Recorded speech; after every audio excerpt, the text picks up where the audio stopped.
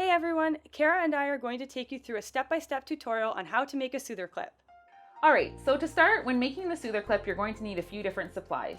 A piece of 35-inch cord, some scissors, a lighter, a clip of your choice, and we've chosen about 9 15mm round beads to make the Soother clip. It also helps to have a ruler on hand if you want to get precise with some of your measuring, as that helps make sure that the Soother clip is spaced out properly. So, to start, take a clip and your cord. Loop your cord around the base of the clip, pulling it through and keeping one end of the cord slightly shorter. Tie a knot about 1 inch from the base of the clip and pull that tightly so that it's nice and firm and snug.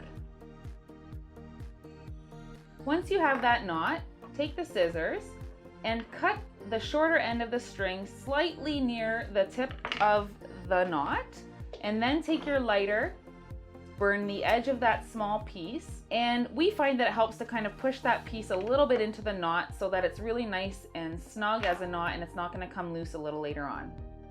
Also burn the end of your cord and make about a 1 inch sort of melted hard section of the cord, and this is going to be used a little later on when we make the clip and when we have to re-push some of the cord into the beads. Alright, now take your 15mm beads. String them on in whatever color selection you would like. The first bead that you put on, you're going to need to pull right over that knot that you had about 1 inch from the base of the clip. Your second bead is going to be strung on, and it's going to actually be placed right over the knot so that everything's hidden and your Soother clip looks nice and clean when it's finished. So just pull it right on top. The knot will be in the center of the bead and it will be well hidden. You won't even be able to notice that it's there. Alright, now go ahead and string the rest of your beads in whatever color pattern you would like.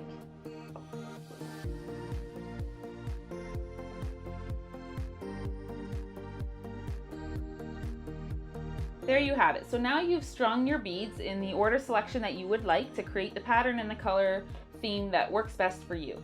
Take the edge of your cord, the harder section that you have previously melted, and pull the end bead down slightly so that you can then push the melted end of the cord through the second last bead. So you're going the opposite direction, you're pushing it through, and then you're going to pull it up through that second last bead. Now you have 2 beads that are pulled towards the end of the Soother clip, and you're going to measure approximately 5 inches in spacing.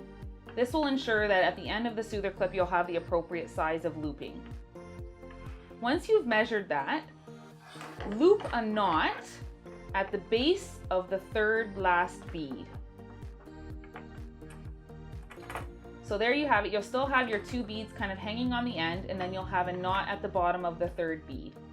Once again, trim the excess string and slightly burn the edge of the excess string so that you can create a very nice, tight, hardened knot.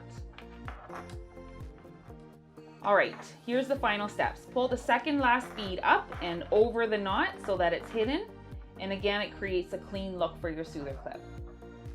Then finally, in the last stage, take your last bead, pull it up to the base, and then loop another knot at the bottom of the last bead. This ensures that there are plenty of knots to keep the beads secure so that they cannot slip off. It also ensures that you have a nice size looping at the end so you can attach a Soother or some sort of teether as an attachment. Thanks so much for following along. We'd love it if you guys tagged us in some of your creations.